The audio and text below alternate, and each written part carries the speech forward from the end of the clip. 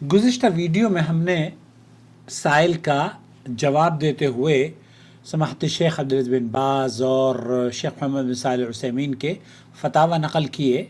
अगर एक शख्स सोता हुआ रह जाए, उसकी फजर, ज़ोहर और असर छूट जाए, अब वो किस तरतीब से पढ़े।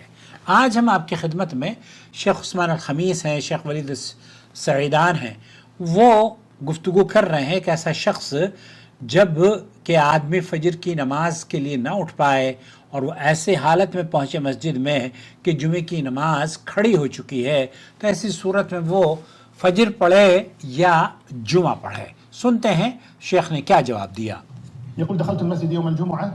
मैं मस्जिद में उस वक्त दाखिल हुआ जबकि जुमे की इकामत कही जा चुकी थी।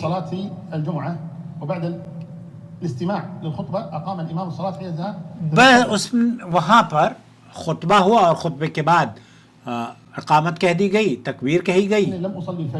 मैंने फजर नहीं पढ़ी थी। अब ऐसी सूरत में मुझे क्या करना चाहिए? मुश्किल है। शेख कहते हैं ये प्रॉब्लम की बात है, मुश्किल है, आसान नहीं है।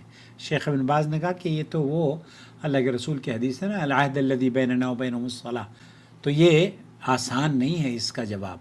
यक़ूल बाद मा उक़ीमत अस्सलाह लिलजुमुअह तज़क्करत अन्नी लम उसल्ली अल-फज्र।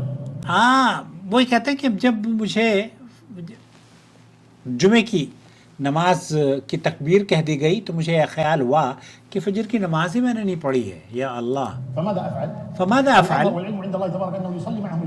देखिए यहाँ पर शेख फरमा रहे हैं कि आप अगर उनके साथ जुमा पढ़ते हैं, चूँकि जुमे की क़ज़ा नहीं है, तो जब आप जुमा पढ़ते हैं तो जुमे की नमाज के बाद आप फजर की नमाज की चूँकि क़ज़ा मौजूद है, फजर की नमाज आप उसके वक्त के अलावा पढ़ सकते हैं, लेकिन जुमे की नमाज आप उसके वक्त के अलावा नहीं पढ़ सकते। अगर आप जुमा नहीं पढ़ा तो फिर आपको ज़ोहर पढ़नी पड़ेगी और आपकी जुमे की नमाज निकल जाएगी। आप, इसका मतलब यह है कि आप अगर उनके साथ जुमा पढ़ते हैं तो जुमा पढ़ लीजिए और फिर उसके बाद सलातुल फज्र, जो फजर की नमाज है, उसकी क़ज़ा आप पढ़ लें।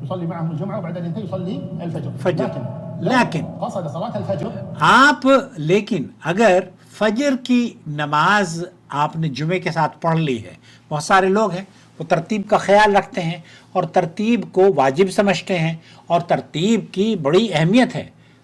उलमा ने इस तरतीब को, क्योंकि अल्लाह ताला ने भी कुरान करीम में नमाज़ों को वक्त के साथ जोड़ा है, तो अगर तरतीब का ख्याल रखते हैं और आपने फजर पहले पढ़ ली है तो फिर ज़ोहर पढ़नी पड़ेगी आपको, जुमे की क़ज़ा नहीं है। ऐसा नहीं है अनलेस एंड अनटिल कि दो मस्जिदों में या दो जमातें कहीं होती हों तो एक अलग मसला है। बहुत सारी मसाजिद हैं जहाँ पर एक ही मस्जिद में दो जुमे की नमाज़ें होती हैं। अगर दो जुमे की नमाज़ें हो रही हैं तो पहली नमाज में आप फजर पढ़ लीजिए, दूसरी में आप जुमा पढ़ लीजिएगा।